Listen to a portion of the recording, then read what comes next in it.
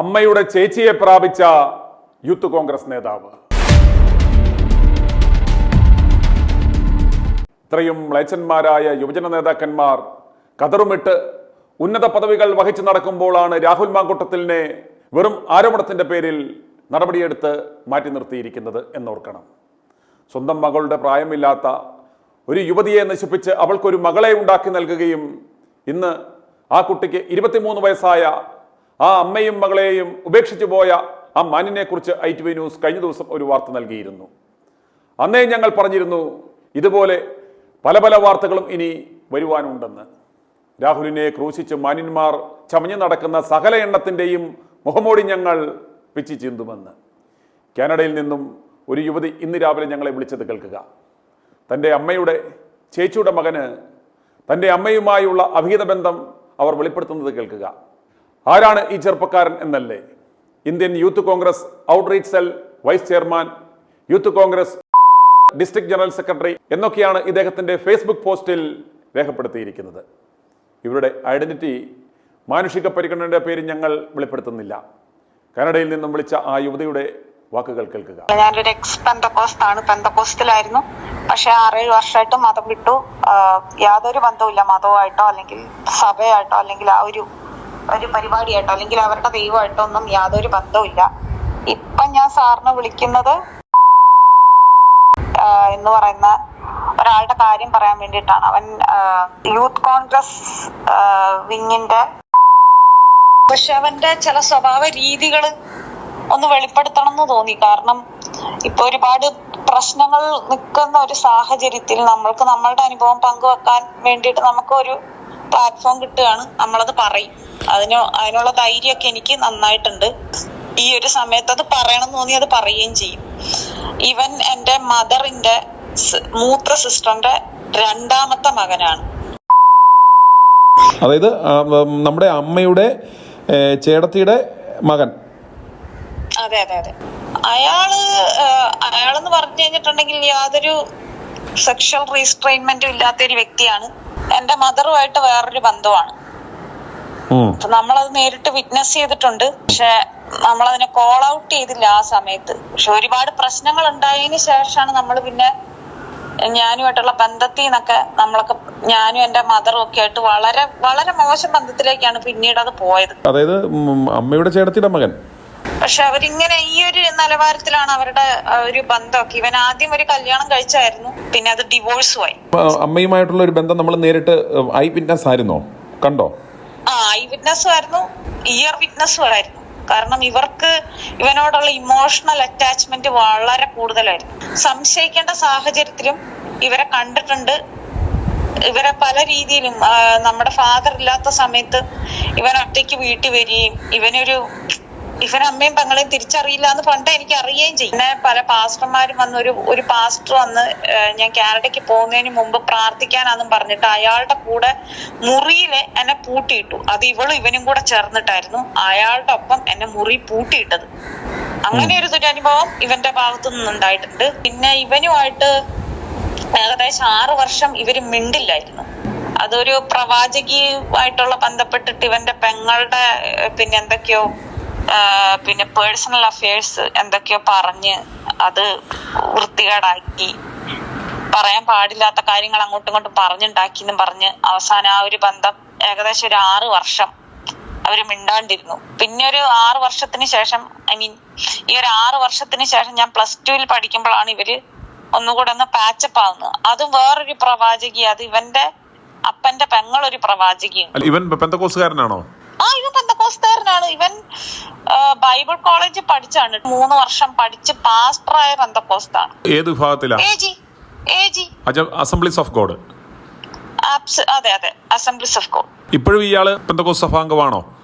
പിന്നെ പെന്തക്കോസ്ത് സഭാംഗമാണ്, അംഗമാണ് ഇയാള്. 2ാമത് കല്യാണവും കഴിച്ചിട്ടുണ്ട്. അവരുടേതും സെക്കൻഡ് മാരേജ് ആയിരുന്നു. ഇവന്റെ ഈ മോറൽ സൈഡ് മോശമാണെന്ന് പറയാൻ കാരണം എന്താണ്?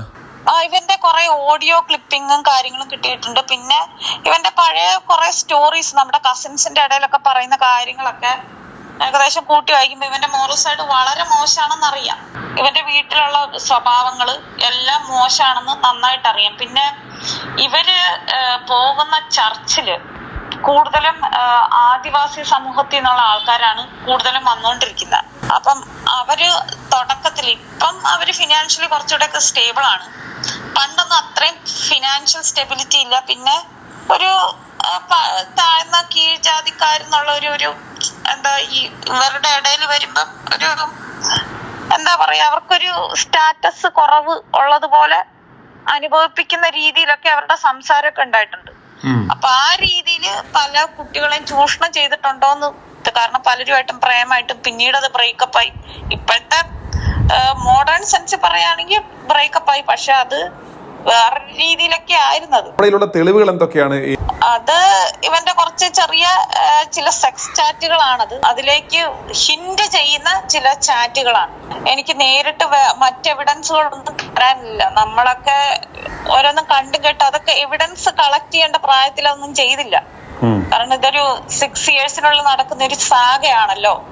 എവിഡൻസ്, സോളിഡ് എവിഡൻസ് കളക്ട് ചെയ്യേണ്ട ആ ഒരു മൈൻഡ് സെറ്റിലല്ലായിരുന്നു അന്ന് ഇരിക്കുന്നത്. ഇന്നിപ്പം നമുക്ക് ഇങ്ങനെ സംസാരിക്കാൻ ഒരു അവസരം കിട്ടി, അതുകൊണ്ട് നമ്മൾ സംസാരിക്കും. കാരണം ഞാൻ കണ്ട കാര്യം കേട്ട കാര്യങ്ങളും എനിക്കില്ലാന്ന് പറയാൻ പറ്റും. നമുക്ക് സോളിഡ് ആയിട്ട് പറയാവുന്ന കാര്യങ്ങൾ എന്താ ഉള്ളത്?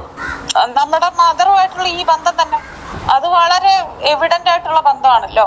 ഏറ്റവും സോളിഡ് ആയിട്ട് എനിക്ക് പറയാനുള്ളൂ. അത് ഏത് എക്സ്റ്റെന്റ് വരെ ആ ഒരു റിലേഷൻ ഉണ്ടായിരുന്നു? അത് എല്ലാ എക്സ്റ്റെന്റും കവർ ചെയ്യുന്ന രീതിയിലുള്ള ഒരു റിലേഷൻഷിപ്പ് തന്നെയായിരുന്നു. ഒരു ഹസ്ബൻഡ് ആൻഡ് വൈഫ് പോലെ.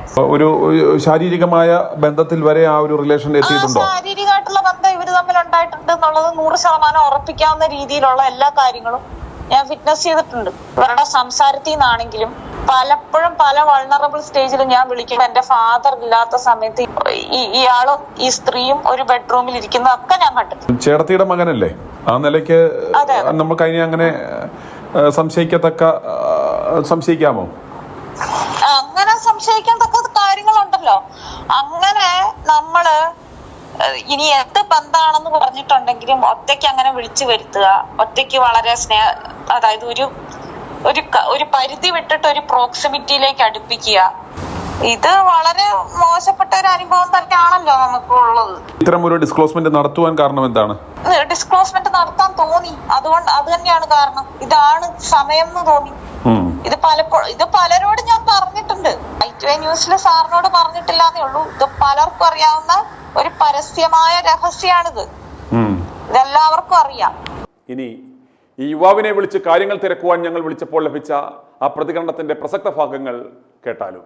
ഹലോ സാറേ, പറഞ്ഞു. സാർ അത് കൊടുക്കരുത് കേട്ടോ. നമുക്കതിനകത്ത് ഒരു ചുരുക്കി പറയാവുന്ന നമ്മുടെ ഒരു വേർഷൻ എന്താണ് അവർ പറയുന്നതിനകത്ത്? ഇപ്രകാരം ഒരു വേർഷനില് എങ്ങനെ നിങ്ങൾക്ക് ഇതിനകത്തെ കുറിച്ച് ഈ പെൺകുട്ടി പറഞ്ഞതുമായിട്ട് ബന്ധപ്പെട്ട നിങ്ങളുടെ ഒരു ഫീഡ്ബാക്ക് എന്താ? അവരെ അരുതാത്ത സാഹചര്യത്തിൽ അവർ നേരിട്ട് കണ്ടു എന്നാണ് ആ പെൺകുട്ടി പറയുന്നത്. ഇങ്ങനെ ഇത് കുറേ ആയി ഇവിടെ തുടങ്ങിയിട്ടത്. ഇവിടെ കാനഡയിൽ ചെന്ന പിന്നെ ഇവിടെ സ്വഭാവം ഇങ്ങനെയാണിത്. ഒരു പെൺകുട്ടി 1 വയസ്സ് മുതൽ അതിനെ പീഡിപ്പിച്ചു എന്നൊക്കെ പറഞ്ഞാല് മനസ്സിലാകുന്നില്ല ഞങ്ങൾക്ക് അതൊന്നും. കാനഡയ്ക്ക് പോകുന്നതിന് മുമ്പ് ആ പാസ്റ്ററുടെ മുറിയിലേക്ക് കയറ്റി വിട്ടത് നിങ്ങൾ രണ്ടും കൂടെ കൂടിയാണെന്നാണ് പറയുന്നത്. ആ മുറി കൂട്ടിയിരുന്നോ നിങ്ങള്? എവിടെ? ഏത് പാസ്റ്ററെ? കാനഡയിലേക്ക് പോകുന്നതിന് മുമ്പ് പാസ്റ്ററെ ആ വീട്ടിലേക്ക് വിളിച്ചു വരുത്തുകയും. ഏത് പാസ്റ്റർ വിളിച്ചു വരുത്തി? ഏത് പാസ്റ്ററെ? ഏതായിക്കോട്ടെ, ഏതെങ്കിലും പാസ്റ്ററെ വിളിച്ചു വരുത്തിയിരുന്നോ? ഒരു പാസ്റ്ററെയും അവളെ സംബന്ധിച്ച് ഒരു പാസ്റ്റർമാരെ നമ്മൾ വീട്ടിലേക്ക് വിളിച്ചു വരുത്തി ഒരു റൂമിലേക്കും കയറ്റി വിട്ടിട്ടില്ല. ഞാനിപ്പോ അവളെ ഒന്ന് കോൾ കോൺഫറൻസിൽ ഇട്ടാൽ അവള് ക്ലാരിഫൈ ചെയ്യും, അവള് കൃത്യം പറയും, പേര് പറയും. ഇല്ല, ഞാൻ അവളായിട്ട് ഞങ്ങൾക്ക് സംസാരിക്കാൻ ഒരു താല്പര്യമില്ല. അങ്ങനെയാണെങ്കിൽ എനിക്കറിയത്തില്ല ഏത് പാസ്റ്ററാണ്. അന്നേരം അവള് പറയും കൃത്യം ഏത് പാസ്റ്ററാന്ന് അവള് പറയും. ഒന്ന് കോൾ കോൺഫറൻസിൽ ഇട്ടാൽ കുഴപ്പമുണ്ടാവുമോ? സാറേ, ഏത് പാസ്റ്ററാന്നാണ് ഞങ്ങൾക്ക് മനസ്സിലാകാത്തത്. അങ്ങനത്തെ പറയുമല്ലോ, അവള് പറയും ഇപ്പൊ ഏത് പാസ്റ്ററാന്ന് അവള് കൃത്യം പറയും. അവള് പറയുന്ന മുഴുവൻ നുണയാണ് പറയുന്നത്. അല്ല, ഞാൻ കോൾ കോൺഫറൻസിൽ ഇട്ടാൽ കുഴപ്പമുണ്ടോ? അവളോട് പറയുന്ന കാര്യങ്ങൾ സാറ് ഇത് റെക്കോർഡ് ചെയ്തിട്ട് ഇത് ചാനലിൽ ഇടാൻ വേണ്ടിട്ടല്ലേ? ഏതാ? സാറ് ഇത് റെക്കോർഡ് ചെയ്തിട്ട് ചാനൽ ഇടാൻ വേണ്ടിട്ടല്ലേ? ഇതിനകത്ത് ഇല്ലെന്നുണ്ടെങ്കിൽ എന്റെ സാന്നിധ്യത്തിൽ ചോദിക്കാമല്ലോ. പച്ച കള്ളമാണെന്ന് ഇപ്പം നിങ്ങൾ പറയുകയാണെങ്കിൽ അവള് പറയും ഏത് പാസ്റ്ററാണ് എന്നായിരുന്നു അത് എന്നുള്ളത് കൃത്യം പറയട്ടെ. എന്നിട്ട് നമുക്കൊരു ക്ലാരിഫിക്കേഷൻ കിട്ടുമല്ലോ. സാർ ഒന്ന് കോൺഫറൻസിലിട്, അത് വിളിച്ചെടുക്കുമെങ്കിൽ. ഒരു സെക്കൻഡ്. ഇല്ലല്ല, അവള് ചോദിക്കില്ല. അവളെ ഏതോ പാസ്റ്റർ അവളെ ആന്റി ഞാനും കൂടെ റൂമിലേക്ക് കയറ്റി വിട്ടുവെന്ന് അവള് പറയുന്നത്. നിക്ക് ഞങ്ങളിത് വാർത്തയാക്കുവാൻ കാരണം യൂത്ത് കോൺഗ്രസിന്റെ പല ഉന്നത പദവികൾ വഹിക്കുന്നവർ ആരൊക്കെയാണ്, അവർ എത്രക്കാരാണ് എന്നൊക്കെയുള്ള ഒരു സാമാന്യ ബോധം പൊതുജനങ്ങൾക്ക് ഉണ്ടാകുന്നത് ഈ അവസരത്തിൽ നല്ലതാണ് എന്ന് കരുതിക്കൊണ്ടാണ്. ഇത്തരക്കാരൊക്കെ യഥേഷ്ടം പോലെ ഇവിടെ വിഹരിക്കുമ്പോഴാണ് രാഹുലിനെ ഇവർ ക്രൂശിച്ചത് എന്ന് നിങ്ങൾ മനസ്സിലാക്കണം. ഒരു സുമുഖനായ കത്തോലിക്കനായ കോൺഗ്രസ് MLA വിവാഹം ഈയിടെ മുടങ്ങിപ്പോയിരുന്നു. ഇദ്ദേഹത്തിന്റെ അവിഹിതം പെൺവീട്ടുകാർ അറിഞ്ഞതുകൊണ്ടാണ് അത് മുടങ്ങിയത്. ആരാണ് ആ ബിരുദൻ? i2i News, an eye for truth. i2i News subscribe ചെയ്തിട്ടില്ലാത്തവർ ഇപ്പോൾ തന്നെ സബ്സ്ക്രൈബ് ചെയ്യുക. നോട്ടിഫിക്കേഷൻ ലഭിക്കുവാൻ ബെൽ ബട്ടണും അമർത്തുക.